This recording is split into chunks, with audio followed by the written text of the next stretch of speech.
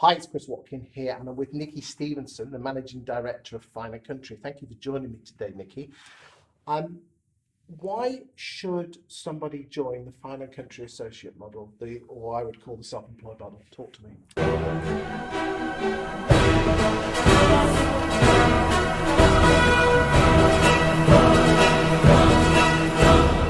Talk to you. Well, thank you for having me, Chris. Thank you for joining me today.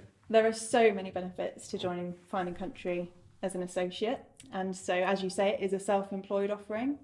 We do have the opportunity to move on from the self-employed offering to becoming a business owner, which I can go into in more detail. But fundamentally, I think we're offering an established brand, a reputable brand, a brand that operates in the upper quartile, a brand that demands higher fees from the clients.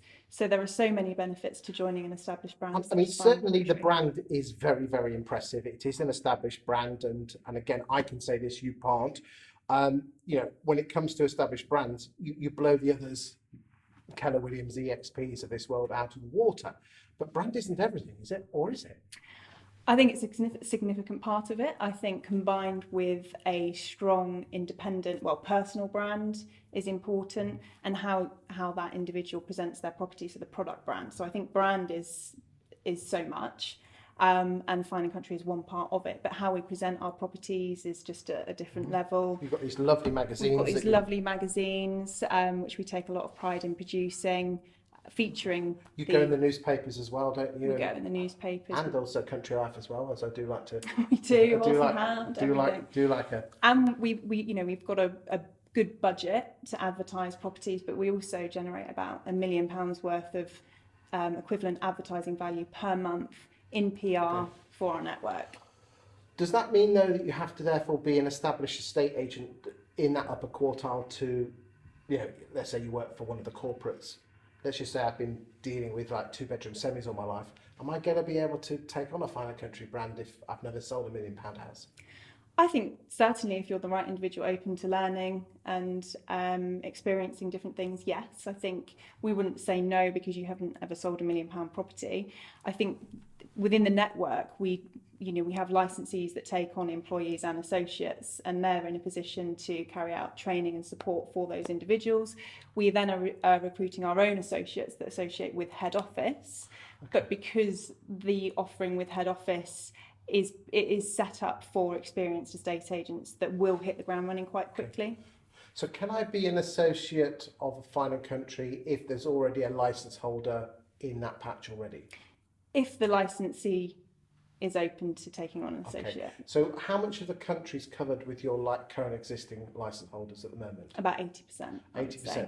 So therefore, primarily, the other 20% is the area where you have opportunities for people to have. Primarily, whereabouts is that in the country, although not definitively? We've got opportunities in London, the South West, and M4 corridor, I would say, is where our biggest gaps are. Okay.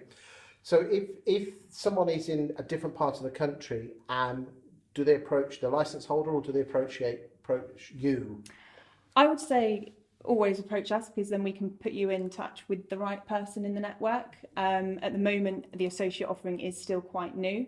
A lot of licensees are open-minded to having associates, but there's still a lot of conversations with head office. So how many associates do you have at the moment, both under licensee under the licensee as their feeder and under head office? 78. That's not bad.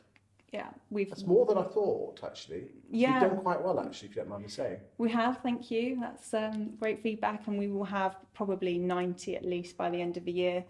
We've got quite a due diligence process with people coming on board. We've got a strong presence in the Midlands, as you know. So yeah, we've already got people we know are coming on board. So okay, so you get a great brand, but let's be honest, it's very nice, black and gold, and looks wonderful. What else do I get for my money? I think right now, especially, what's really important is that we have an in-house compliance officer.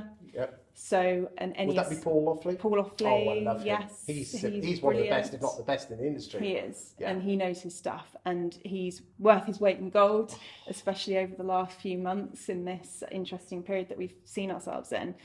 To have Paul on board and to be able, within the Fine & Country network, if you're an agent, you can pick the phone up speak to Paul, get advice. We've created a whole load of guidance, a 6-point plan for our agents to make sure that they are compliant in this time. Okay. Draft risk assessments, all the things that our agents need to do. The boring Paul's stuff, created. but you have to do it. Well, yeah, the boring stuff, but also we've had feedback that agents have won instructions because they've used Paul's compliance tools. They've gone out, customers have been completely impressed and feel at ease with this process. So we've got a great brand, we've got awesome compliance. What else do we get for money? You get technology. So we've got our Fine and Country Hub, which gives access to a whole load of digital tools, insight tools for competitor analysis. So that's all included. And I think it's the positioning. So the individuals that we are recruiting are the individuals that want to provide a bespoke service. These are individuals that are going to be proud of the service that they offer to their clients. They're not going to be taking on 20 properties and running around like a headless chicken because they need to earn their fees. They're going to be taking on quality property, charging a high fee, and offering a bespoke service. Okay, so what sort of support am I getting as because being your own boss means, you're on your own. How do I make sure that I'm not alone? So we've got a cohort of associates that have all joined. Every Monday they all get together, they brainstorm, and they get together with Jonathan Hanford, who's our... Love him. Isn't he one of your... He's a non-exec director for us. Oh, he's very good. He's very good. What, you're telling me that if I start as a Fine and Country agent, let's say the business drops out of video, I'll get the support and guidance of Jonathan Hanford as well? Yes, every week, every Monday. Love him. Absolutely, absolutely He's brilliant. worth his weight in gold as well. He is. So between... Oh, they get you as well? They get me. We've got business development managers in the business, so depending on the region that the associate's based, they have a point of contact. We have regional representatives that make up our NAC. So there's what does NAC stand for? National Advisory Council. Okay. So as a business, we have... You have a big conference as well, when we can get to meeting conferences again? Yes, I'm halfway through our regional tour. So we've got 8 regions, and I think I've done 5. Okay. So regional updates to everybody in the network, an opportunity to get together and mastermind in the region. So you're not alone. I mean, let's be frank though, 2021 is nearly upon us. It's going to be a tough market next year, especially in the upper quartile. What are you going to give your associates to what weapons are you going to give them to ensure that they are fighting fit and get a slice of that market? Well, I mean, it's interesting you say it's going to be tough, particularly in the upper quartile, because Rightmove have announced in their house price index that it's record sales. 1 million plus is 105%, I think, above year-on-year levels. So last year. That's now. But the momentum is there. People are moving. I think next year, whether it's any tougher in the upper quartile, we'll have to wait and see. But at the end of the day, I think our market is high net wealth individuals, cash individuals. It's not as reliant on mortgages.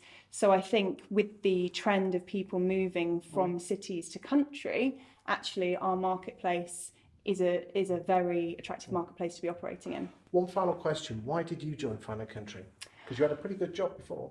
Yeah, I mean, I joined Fine and Country. I mean, the moment I started to chat to John Cook and meet the guys in the Fine and Country team. He's a good chap, isn't he? Really good chap. And I just felt that there was so much that we offered: the compliance, the technology, the hub, the passion to innovate and continuously improve as a business as well.